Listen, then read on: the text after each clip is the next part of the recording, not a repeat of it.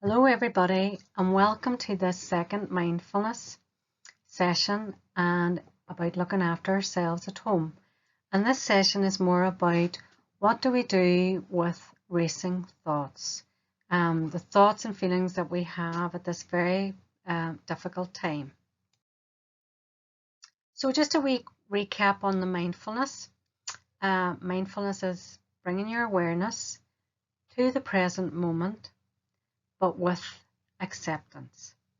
And the wee picture there shows, is our mind full? Is it really packed full of stuff? Are we being mindful? Are we actually being in the present moment? So the first part is always staying in the present. It's about using the breath. We did that in the first wee video, and we revisited breath in the second video. So it's always about returning to the breath each time. The second part of the mindfulness is about being non-judgmental. So when we return to the breath, it's without criticism of ourselves, because our minds are full of thoughts. They come and go all the time. So it's not judging ourselves for having those thoughts. We recognize when we're agitated or when we're distracted, and you can just kind of note it. Oh, there's that agitation again, or God, there's that thought again. It's there. It's just a thought. So it's about not paying special attention to these thoughts.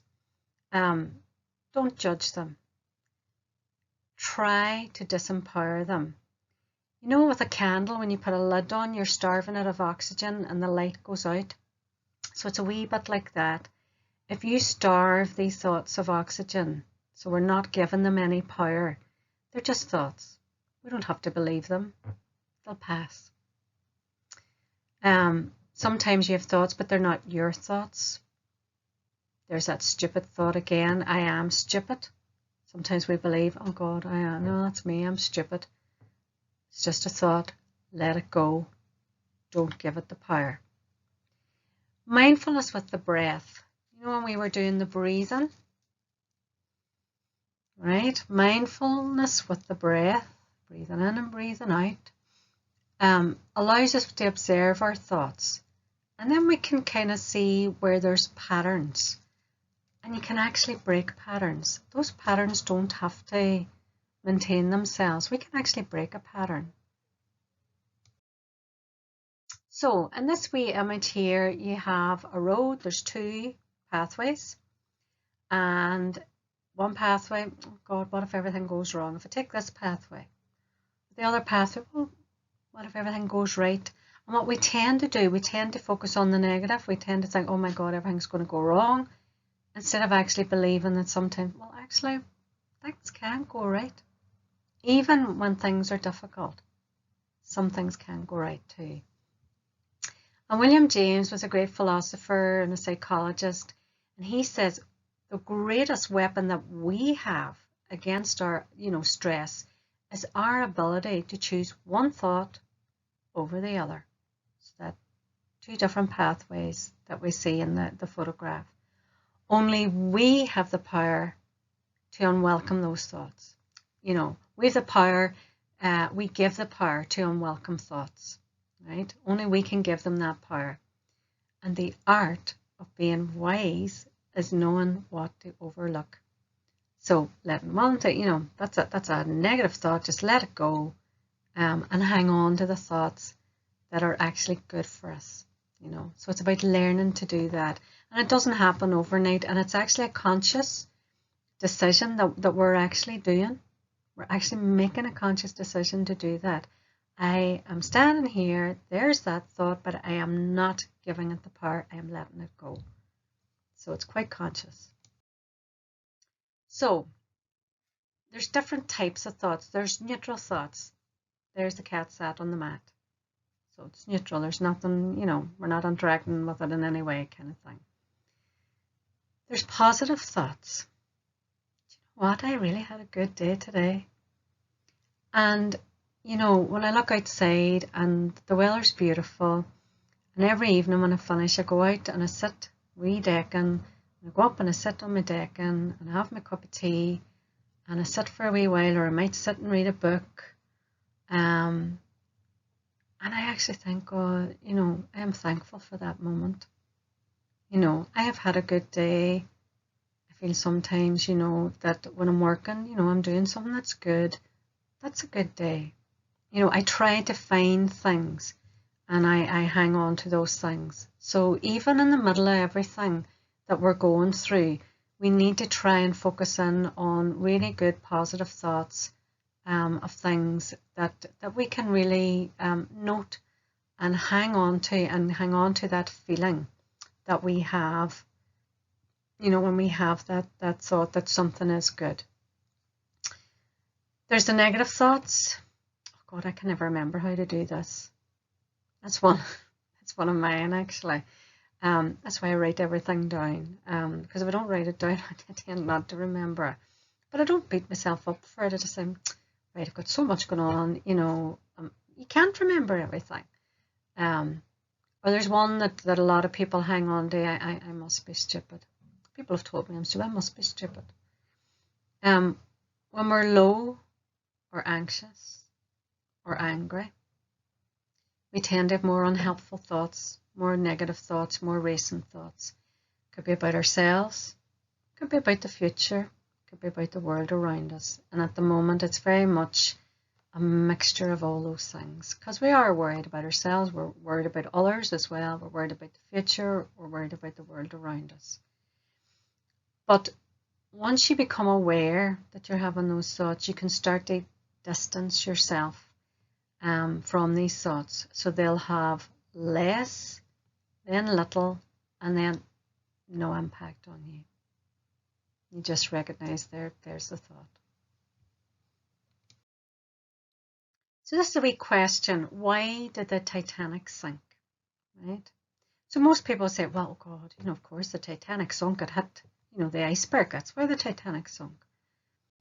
And it wasn't actually why the Titanic sunk. The Titanic sunk because the water was let in.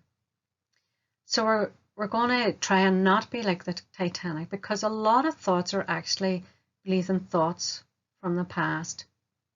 So if you have that thought, oh, I'm really stupid, or I'm no good, or I'm whatever, you have to ask yourself, who first planted those thoughts? Are they actually your thoughts? So if they're not your thoughts, don't own them. Why would you even begin to own them? And certainly a lot of us have experienced that from our past, people who have told us things that really aren't true.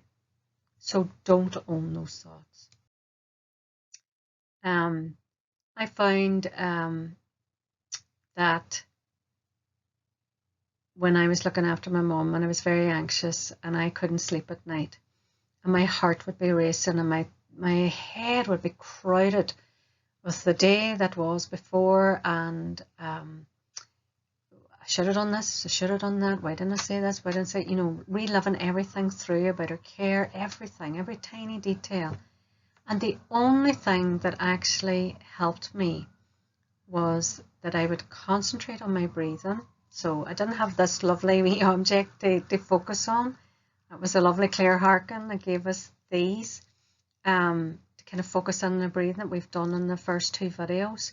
But I actually said to myself as I was breathing, and I would try to do the diaphragm, you know, so breathing in, the belly expanding, really getting the air in, right in, nourishing all the organs, getting as most as I can out of it, breathing out. And I would say to myself, I am breathing in, I am breathing out, I am breathing in, I am breathing out, I am breathing in, I am breathing out. And it was only those two phrases and me concentrating on the breathing that actually allowed me to let the thoughts go, you know, and actually then I would drift off into sleep. The lovely Karen came up to the Old Library Trust and gave us a phrase, I am a rainbow. It's a lovely one for the minute, you know, because there's a lot of images of rainbows at the moment. All the kids are doing beautiful images of rainbows. We're thinking about beyond this, beyond the rainbow, somewhere over the rainbow, as the song goes. So that might be one that you can use, or any other word that you like, or string of words that you like. You don't have to go with what I'm saying. There might be something that's really, really positive for you, something that's very meaningful for you. So you might want to do that instead. Other people are more visual, right? When they are breathing in and out. So they're going breathing in, 1, 2, 3, 4, out, 1, 2, 3, 4. So sometimes people will imagine they've got a cloud that forms above their head. Maybe the thought is in the cloud, and you notice as you're breathing in, and then when you're breathing out, you let the cloud dissolve, and therefore the thought dissolves. Other people, they'll tie the thoughts to balloons, and they'll see them, when they're breathing out, the balloon will float away. Everybody's different. Everybody's different. Everybody will find their own way to work through, dissolving a thought, whether it's through the breath, through saying something, or through visualizing something. So you find what works for you. So try a couple of different ways, and you might find, well, actually, I'm more a visual person, or no, I need to say that to myself, or I just need silence, and I just need to concentrate on my breathing. That's what I need to do. So, as I say, everybody's different. Or try and use a positive affirmation, right? So here's some on the screen. So there's one about strength. I am strong. I am independent, and nothing can hold me down. I grow stronger every day. Or one about self-love. This is one I think all of us can use. I am actually worthy of all love and affection. So when you're offered things, the Library Trust and the Mirror Ward are sending out, food parcels or whatever. If you think you need it, you need to say to yourself, I am worthy of this love. I am worthy of this affection and this parcel. I actually need it. I am struggling, Yes, there's the other ones about being independent, but sometimes we need to depend on others too. Criticism. I'm able to take criticism on board and use it to improve. But I actually also know that they're just opinions, right? So they can't bring me down. And of course, there's a difference between positive criticism and negative criticism.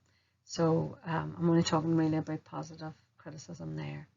But whatever your mindful message, you can go online and you'll find lots of lovely positive affirmations, beautiful affirmations. So try and carry the mindful message with you actually in your head. So folks, that's just a wee bit about thoughts. And when we have thoughts, then they can arise into feelings as well. So the thought might be some very negative, but then the feeling is, being very anxious and your heart racing, etc. So thoughts and feelings are very much interlinked as well. But always try to go back to the breath. I can't describe to you how powerful the breath actually is in mindfulness, because it really does give us a chance to clear our head. And at the moment, our heads are just packed. There's 24/7 information. So even turn off the information for a while. I know this will probably be on Facebook or on a website or whatever, but even at least once a day, turn it all off. Concentrate on your breathing, concentrate on yourself. Be mindful if there's a thought, just let it go. Don't judge yourself for it. And you will find that you will give less and less power to these negative thoughts as time goes on. So I hope you enjoyed the wee video, and thank you very much for watching, listening, and for participating. Thank you.